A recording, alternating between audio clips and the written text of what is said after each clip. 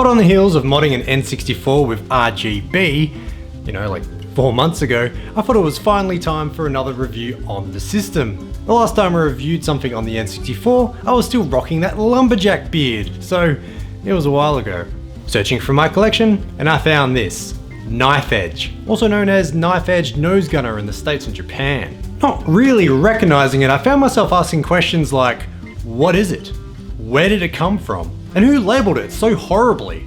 I have no recollection of where I bought it, but it was developed by Kemco, so I thought I would give it a crack.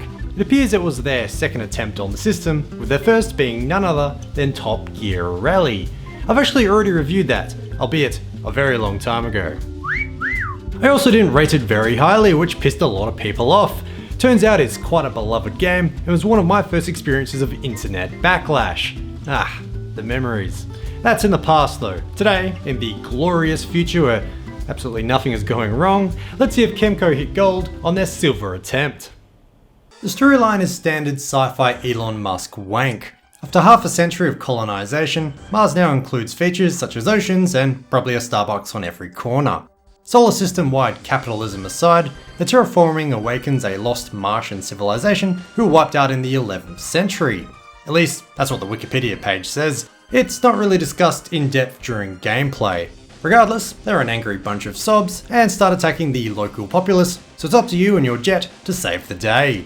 The best way to explain the gameplay is that it's a light gun game without a light gun. The jet's flight path is completely on rails and out of your control. Instead, your role is that of a gunner, aiming a cursor around the screen to blow alien scum out of the sky. It's a bit strange, I won't lie. I'm sure it's not the first game like this to explicitly not support a light gun, but it's a new concept to me. The cursor is set to be quite sensitive by default, which is a challenge with most aging N64 controller thumbsticks, but fortunately this can be adjusted. You can slightly nudge the aircraft in each direction however. This is to evade enemy fire, attacks, and other random crap that gets in the way. An annoying example are these pillars. How am I supposed to fly around that? They suddenly fill up the entire screen with no indication of which direction I should dodge in. The default weapon for taking out those no-good Martians, who are probably just trying to defend their homelands, is the Vulcan Cannon. And, do you think this game is trying to make a point about how colonization has gone historically? Nah, probably not. Anyway, the peculiar named Vulcan Cannon is your standard machine gun type weapon that you'll mostly use since there's unlimited ammo.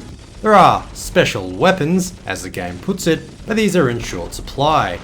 These are your typical homing missile or nuke, but I so rarely had an opportunity to use them that they didn't receive much thought for this review. And when I did use them, they felt underwhelming. I'm a simple man, I want awesome explosions.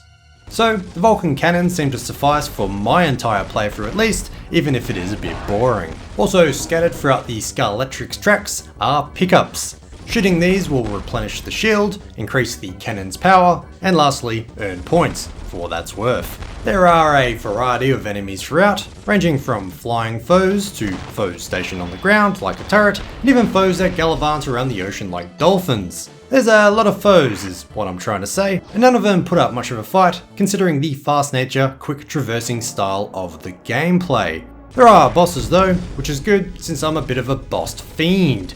There are a few mid-level bosses which are slightly more challenging and persistent than most enemies, with main bosses at the end of the level. These are, in a word, okay. Standard fare for the late 90s in hindsight, but were quite easy to suss out most of the time. I mean, come on. A mostly grey, textureless model with a random red square? Yeah, I think I'll shoot at that, thanks. There are 6 levels in Knife Edge, but these only run for about 10 minutes each. The game's argument for longevity is the multiple routes for each, which the player can choose at their leisure. According to the manual, there are 100 different routes for the first level alone, when you take into consideration aspects like path selection and difficulty. This begins to sound a bit inflated however, when the manual goes on to also mention influences like the enemies you take down and the pickups you pick up. This just sounds like 100 slightly different experiences to me, which is pushing it a bit, but I digress. Frankly, the gameplay is so standard that I didn't feel the need to play each level more than a few times to experience the different paths. And, at the end of the day, you'll find that those don't deviate that much if you closely follow the map. So there isn't as much gameplay variety as the game claims when closely scrutinized. There There is multiplayer at least. This does add more to do, depending on if you can coerce someone else into playing. The gameplay and levels stay the same, but instead up to 4 players can play at once, each with their own reticles. There's a team mode where you work together, and a battle mode where you don't. It's all quite basic and a bit of a shoo-in really, but then again I can't personally think of a multiplayer mode off the top of my head that would be better, considering the on-rails nature of the gameplay. Extra gameplay is extra gameplay, I guess. Reading reviews of the time, the graphics were blasted a bit, but to be honest, they seem as good as any other typical N64 game in the present day. Nothing special, but nothing heinous at the same time. If anything, the levels are a bit samey. My favourite was the city level, probably because it had variety. The rest are seemingly comprised of endless dull chasms and corridors. And I'm not exactly sure if this was a budget release or not, but come on, look at that box art. Hardly inspiring or exciting. It looks like something published by Midas. The audio doesn't improve much, and by that I mean it's not offensive but doesn't go beyond its duty either. There's no dialogue either, which I guess isn't too shocking for an N64 game, but the sound effects are a blip on the radar of a game that's already on the edge of the scope. Radar scope is what I mean. Does that analogy make sense? Anyway, the music on the other hand wasn't too bad. It feels a bit out of place for a sci-fi game at times, but at least stands out. I'm pretty bad at explaining my emotions when it comes to music, but the music just is. Yeah, it's there, you know, good on it. To sum up Knife Edge Nose Gunner, not being able to control the jet kinda sucks. I see what the developers were trying to achieve, something different, I get it, but the delivery just doesn't quite make it to the intended destination. It gets points for being obscure, that's for sure, but it's not, dare I say it, a hidden gem.